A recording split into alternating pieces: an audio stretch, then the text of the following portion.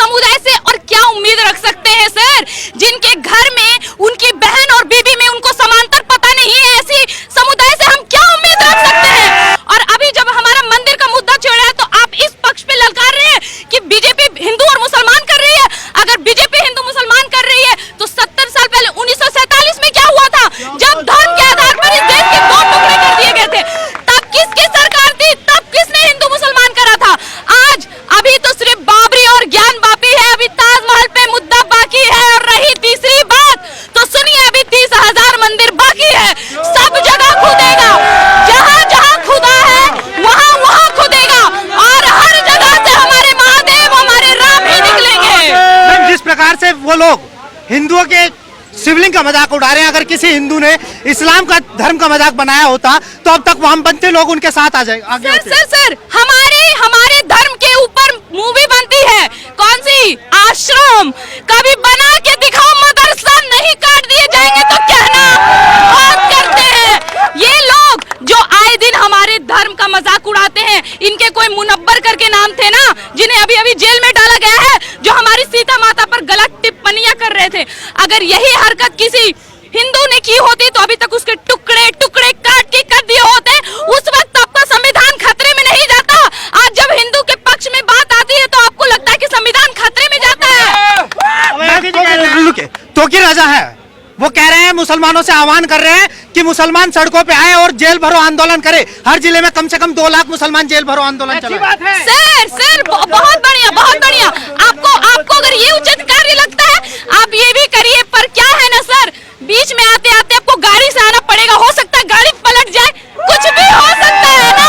हमारी मोदी और योगी की सरकार है, कुछ भी हो सकता है। तनिक आहिस्ता, तनिक संभल के, आपको बहुत सारे मौके मिल गए हैं। 1.5 से अभी 35 करोड़% हो गए हैं। आप लोग को इतना मौका दिया गया, अब हमारी बारी है, झेलिए इसे। वो वैसे कह रहे हैं कि इस मंदिर को नहीं, मस्जिद को नहीं जाने देंगे और इस मस्जिद के लिए कयामत तक लड़ेंगे। सर जाइए, आप कयामत तक जाइए, जहाँ जाना जाइए। आप अपने 7 पूर्वज का नाम बताइए अपने 7 पूर्वज का नाम।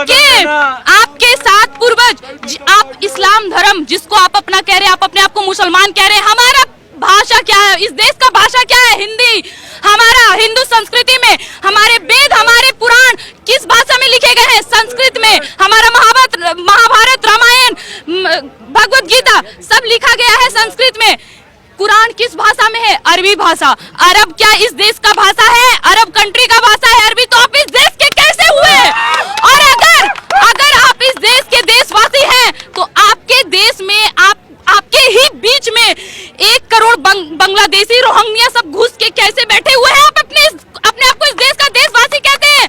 धिक्कार है ऐसे देशवासियों पर। आरोप लगाया जा रहा है कि पिछले 8 सालों में हिंदू मुस्लिम भाईचारा बहुत खराब हो गया है। अच्छा, और उससे पहले 1990 में क्या हुआ था, चलिए छोड़िए, हिंदुओं की हटा देते हैं। 84 में क्या हुआ था, आपने सिखों को किससे पूछ के मारा था। हिंदू मुसलमान के मुद्दे को करिए साइड। आपको लग रहा है बीजेपी ने हिंदू मुसलमान किया तो सिखों को क्यों भूल जाते हैं, उनकी कुर्बानियों को क्यों भूल जाते हैं। गुरु गोविंद सिंह के 7 पुत्र जो हमारे देश के लिए कुर्बान हुए, उनको क्यों भूलते हैं, जवाब दीजिए। एक रात में सारे कश्मीर पंडितों को कश्मीर खाली करने का ऑर्डर दिया गया था, या फिर उनको मार देने का ऑर्डर दिया गया था, उनकी बहन बेटियों के साथ बलात्कार करने का ऑर्डर दिया गया था।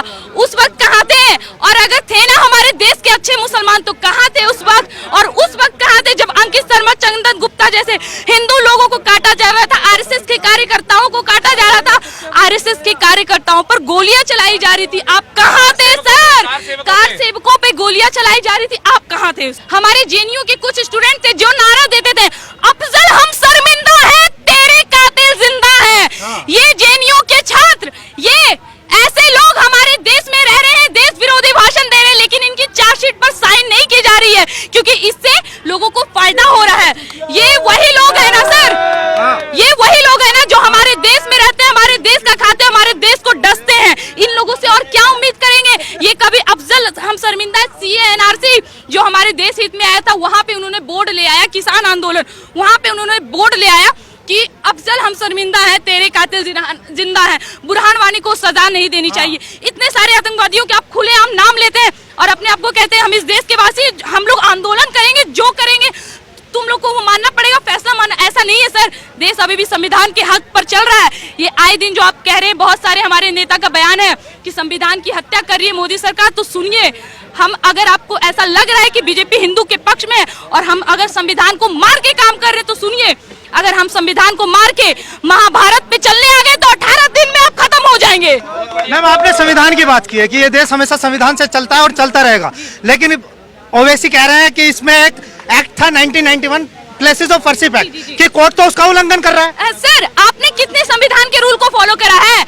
अच्छा, किस संविधान में लिखा हुआ था कि कश्मीर में ऐसा होना चाहिए? किस संविधान में लिखा गया था कि जब 2014 में बीजेपी सरकार आएगी तो उसका इस कदर विरोध करना कि देश को जला देना?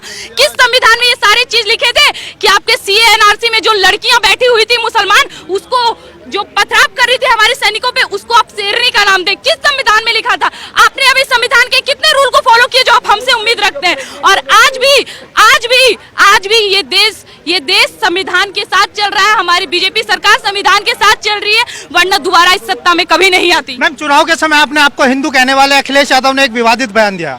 उन्होंने कहा है कि हिंदू जिस पेड़ के नीचे पत्थर रख दे, जिस पेड़ के नीचे एक भगवा झंडा लगा दे, तो वहाँ मंदिर हो जाया करता है। ये पेड़, सबसे पहले तो सुनिए, अभी मेरे पास इतना समय नहीं है कि इनको इसका अर्थ बताएं, लेकिन एक बार इनसे गुजारिश है कि इसका प्राचीन अर्थ जरूर जान ले कि हमारे पूर्वज क्यों इसे धर्म के आधार पर घेर रहे थे और पेड़ को रहने दिया जा रहा था। उसका एक बार रीजन जरूर जान ले, उसके बाद इस मुद्दे पे बहस करना। और यही है अखिलेश यादव जो कभी अपने आप को जनेऊधारी बताते हैं, कभी टोपी पहनकर मजार पर जाते हैं। ये वही लोग हैं जिनके पिता कहते हैं कि सिर्फ मुसलमान लड़कियां हमारी बेटी है और कोई नहीं। ये ऐसे नेता है जो ऐसे विवादित बयान देते हैं, इनसे हमें किसी तरह का उम्मीद नहीं है। मैम, आखिरी सवाल आपसे, जिस प्रकार उत्तर प्रदेश के डिप्टी CM केशव प्रसाद मौर्य, उन्होंने एक ट्वीट किया है। उन्होंने लिखा है कि सच्चाई को कभी कितने दिन तक छुपाओगे, सच्चाई को कभी छुपाया नहीं जा सकता। उन्होंने आखिरी में एक लाइन लिखी है, शिव ही सत्य है। जी, उनका कहना बिल्कुल सत्य है, शिव ही सत्य है, सत्य ही शिव है।